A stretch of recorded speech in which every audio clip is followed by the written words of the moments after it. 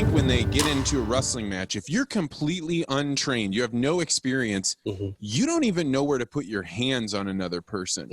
Yeah. So like when it comes to a person that was a wrestler that joins jiu-jitsu, I think just your regular comfort with like, I can use my body weight, I can flex in these positions, I can get crouched down. I mean, like you're a viper when we're together. Like once you've got your grip, it's on and there's no getting rid of it. Yeah. Well, it's a combination of things, you know, it's a whole combination of things between the wrestling background and then the landscaping as well. 'Cause that's hard manual labor. You know, when you're taking a shovel and you're raking up these shovelfuls of rock all day, it's kind of like this. Have you ever competed?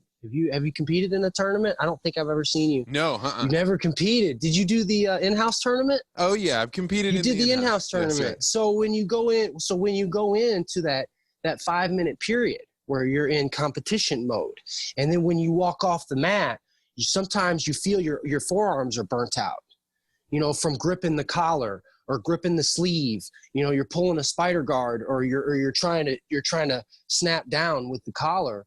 You know, you're burning that forearm. I already have that burn for hours before I come and train. You know what I mean? Hours and hours I'm doing that out there. And so, and I've been doing that for most of my life between wrestling and landscaping. So it's all just overall. And I also balance it out with yoga. I do copious amounts of yoga. I do it about 3 or 4 times a week, you know, so and how long do you go for in a single session? It depends. It kind of depends. About twice a week, I do about 20 or 30 minutes. And then once or twice a week, I go for about an hour and a half. Real deep. That's deep. Yes. Deep, long stretches. I sit in my positions for 2-3 minutes each position. And I make sure that I stretch it all out and I get that density, the muscle density.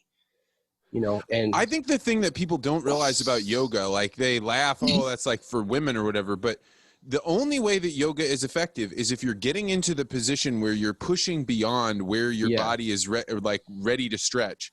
So There's no moment in there where you're not going all the way to the maximum of what your brain body connection will allow you to do. I hate it has not been a meditative experience for me. It's stressful. It's stressful on the body. It's actually painful. You know, people don't understand until you really start getting into it how demanding yoga really is. Especially I'm much more relaxed after an hour of jiu-jitsu than I am after an hour of yoga. Yoga.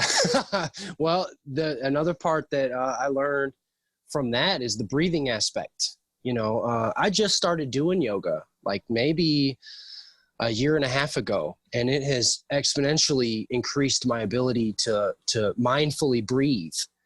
You know, I've always been a combative person between wrestling and boxing. And so when I'm in jiu-jitsu, I know how to breathe properly. What does that mean? You know how to breathe? It's, you know, some people, you can tell some people like when there's like a brand I hold new, my breath. I'm like, yeah, that's exactly what it is. You hold your breath, you grab your grip and you hold your breath. You say, ooh, well, that's lack of oxygen through your forearm. You're holding your breath. So you only have a limited amount of oxygen that's going to go to your arm if you're using your arm. So you're going to burn that out faster. So being used to that and knowing that and breathing while you're holding it creates the longevity of like the oxidation through the muscle. And so you can hold on longer, you know, and that's part of it too. And I learned that through yoga as well, like through like a stay on, you know what I mean? I mean, I remember one of the guys, Anthony Bird, was rolling with me. And every time I would start holding my breath, he would just completely stop. He would just completely relax and be like, oh, no, you're holding your breath. And then I'd have to stop and start breathing. I'm like, you're rolling with a guy that just turns to jello. It's like the weirdest sensation in the world. And then all of a sudden he grips back on you. But he was doing it to make me aware of the breathing, because until somebody points it out, you don't even know that's what happens. You don't know that as I get stressed or as I get, and that translates into the regular world too. Like I go give talks all the time and I realize if I start talking faster and louder, it's because I'm nervous, and I got to be like, okay, slow it down, take a deep breath. Right. I catch myself, like, my shoulders, like when I'm at work and I'll see like, a job where maybe I've underbid or something. I'm like, oh man, this is a lot more work than I told them it was going to be, but I can't change the amount that I said. I start stressing about that, or man, I'm going to buy more material than I told them. How am I going to, I feel it in my shoulders.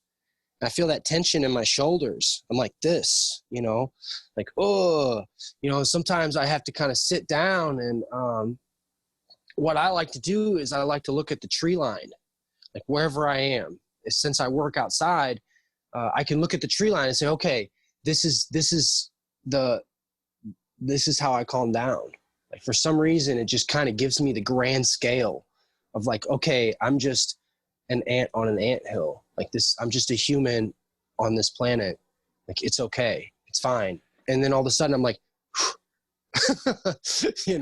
everybody has that sense of stress, but I think very few people have the awareness that you're talking about, that you like, because you have to make the observation that it's not the world that is turned red all around you. It's that you are seeing red because you're angry or you're not thinking clearly.